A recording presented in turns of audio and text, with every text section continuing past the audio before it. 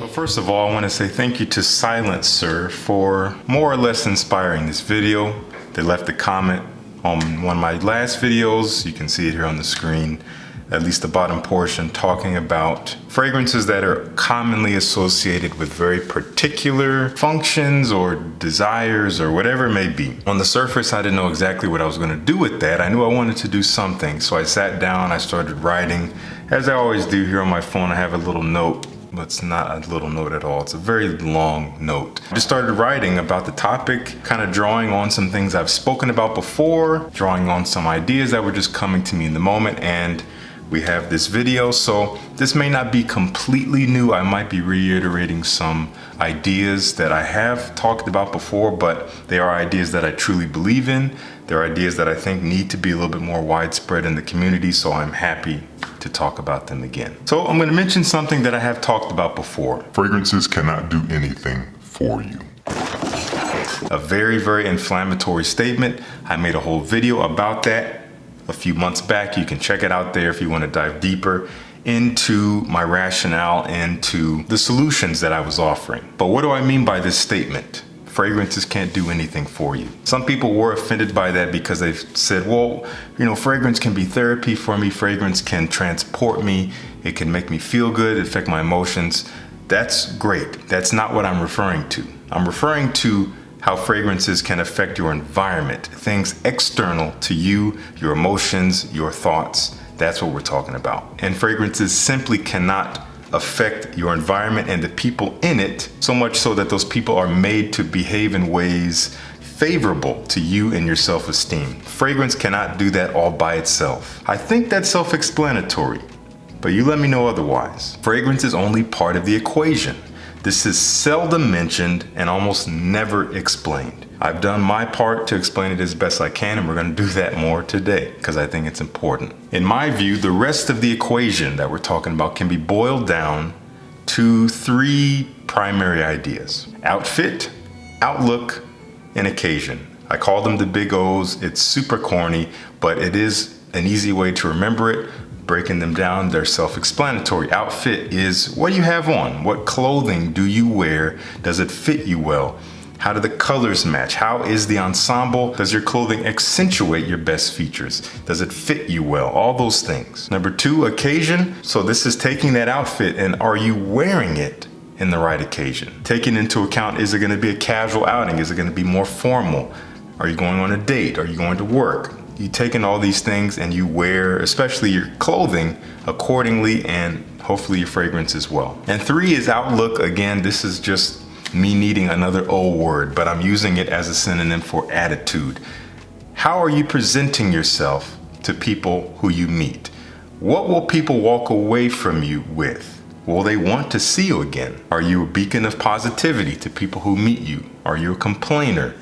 All these things are worth questioning. And honestly, fragrance comes fourth to all three of those things. Ironically enough, this is a fragrance channel, but I believe that fragrance should not be the centerpiece of your presence in a room, but rather just a complement to how you are presenting yourself to others. Are you confidently engaging with people? Are you smiling? Are you looking them in the eyes, shaking their hands if that feels appropriate, making people feel good? Are you complimenting them genuinely and sincerely? Are you asking them questions, trying to learn more about them? These are things that have that impact on people. It is action, not just the fragrance. And frankly, this isn't all on you as a viewer. This is mostly on us as reviewers. We as reviewers need to stop trying to sell our audiences under the guise that these fragrances we speak about will do these things for them. And you know what I'm talking about. You've seen the videos that make these claims. We'll get to that in a second. As I said before, all of these topics are fun, but they're theory, they're theoretical. I want to be more practical and talk about what you can do with your fragrance. You have the power. It's liquid in a bottle. Smells great, but it does not do anything all by itself. So as I alluded to earlier, there are some video topics that you've seen that make these claims, and they are often weaponized more than they've ever been today, honestly, for the benefit of creators like myself, for views, for subs. And they are as follows: panty dropper / lady killer. Panty dropper is a ridiculous, stupid term And for some reason, it seems to be making a comeback in a very subtle way, which really surprised me. But lady killer is definitely on the radar. You see that all over the place. These fragrances are lady killers. And what does that mean? These types of tropes are often marketed to men who are looking for women, and they allegedly guarantee that these fragrances will attract women all by themselves. Just the scent molecules in the air is all it takes to get them to want to talk to you. Do you really believe that? And a fragrance that has gone along with that topic for years and years now, it is a fragrance that honestly I really enjoy. But I don't really talk about it that much because it has been talked about quite enough. I'm happy to talk about new stuff that's not the same old rehashing.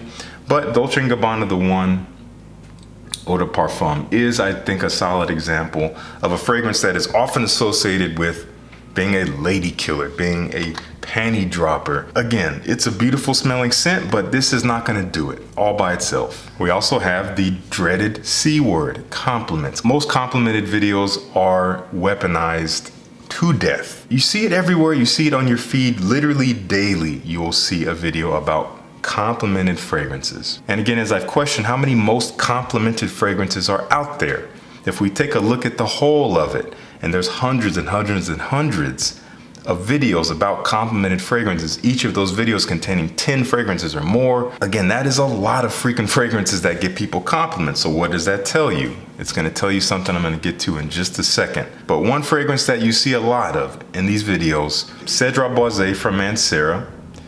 As I mentioned in a recent video that maybe a lot of you missed, this is a fragrance that I specifically wear if I happen to come across that day where I want to increase the chances that someone notices my smell and maybe says something about it. Super likable stuff. Fruity and fresh and woody, a little bit smoky, very powerful, leaves a great trail so it will be detectable. Compliments galore, apparently. Instead, I want to take a look at these categories in more of a flip side point of view, almost like the other side of the coin. Just a shift in perspective. Rather than lady killers or panty droppers, how about fragrances with which to be alluring? Focus on the word be. That is an action word, that is a verb. You have to do it. And it doesn't just happen through what you sprayed on. It is, again, the big O's. It is how you engage with your environment. One fragrance I might choose for that, this is an alternative, L'Homme Ideal, Eau de Toilette from Guerlain. This is a very alluring fragrance. Yes, by itself, a lot of people might smell this and say, wow, that smells really different. It smells really nice. I want to get close to that. It's cozy smelling. It's very handsome smelling. But all by itself, it's not going to do it. So I might spray this on as, again, a compliment to everything else that I've already done to myself to be my best self in the room. Again, not a centerpiece. How about fragrances to get a compliment? Well, again, I have something to say about that, but in a second. This could be an alternative to that category. But instead of fragrances that get compliments, again, won't do it all by itself. Let's talk about fragrances with which to be likable.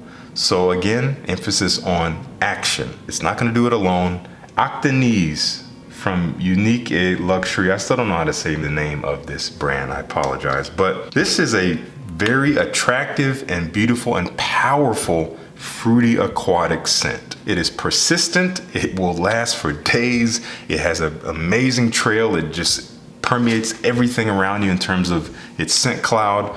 And it smells of fantastic quality. It's a little linear on my skin, doesn't change that much, but in terms of an aquatic that will last you all day long and get compliments, because it's done it for me when I've really had in mind all these things I'm talking about. This is one to check out. Maybe a little bit more expensive than the Mancera, but you don't need to go out and blind buy this. That's a topic for another time.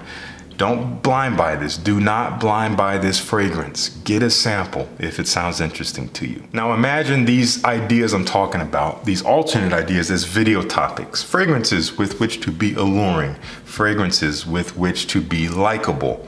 These are not sexy titles. These are not titles that are going to get a lot of people clicking on them. Because when you say a fragrance gets you compliments, that sounds easy. Everybody wants an easy button, especially with fragrance. It's presented that way as something that can do it for you. So presenting it instead as, if you do this with this, you might get this result. that's not quite as attractive. But it's the truth. In fact, recently I had someone reach out to me on Instagram, and this was the very manifestation of this problem, telling me, hey bro, I bought these fragrances, these very popular fragrances. They listed off 4 or 5 of them, and they said, but I'm not getting compliments. Am I doing something wrong? So I very politely and kindly talked him through his thought process, talked him through things to consider and whatnot, and we ended up in a good place. But it's a problem. It is a problem to wear fragrances in that way. And again, it is perpetuated by reviewers, by us getting on camera and saying, buy these if you want this response. Compliments are never guaranteed. Positive feedback is never guaranteed. But as I alluded to earlier, the truth is, the reason why we have thousands of fragrances that allegedly get the most compliments is because any fragrance that you love can get you positive feedback. Any fragrance can do it. It is ironic the way it's presented as, oh, these are the ones that'll do it. This type of fragrance is what's gonna do it. No, it's not just the fragrance. It's how you wear it. And you can wear any fragrance that, again, you love. If you love what you're wearing, you're more likely to be confident. You're more likely to maybe even not think about your fragrance. And ironically enough, that is more attractive. That is more authentic. Authenticity is infectious. It's easier to get positive attention when you're not looking for it. Your enjoyment of a fragrance is number 1. What comes with that is wearing the right fragrance for the right occasion with the right attire and all that. Again, all the stuff we just talked about earlier. And then comes the enjoyment of others. And be mindful of how much you spray on, because I know I'm talking about wearing fragrances for you, but also don't be a jerk about it and spray 19 sprays of every fragrance you wear. That is inconsiderate. Check out this video that I did about compliments that goes a little bit deeper into the fallacies and into the sad truth and reality of this whole thing that we do on YouTube about, oh, buy this, get compliments, wear this, get compliments. Again, check out that video. Anyway, that's all I really wanted to say. We'll see how this video turns out, but I want to know what you think. Leave me a comment down below and tell me what you think of this idea of fragrances doing these things for you, of the way that these things are used and mechanized by reviewers for the sake of popularity and growth and video topics and all of that.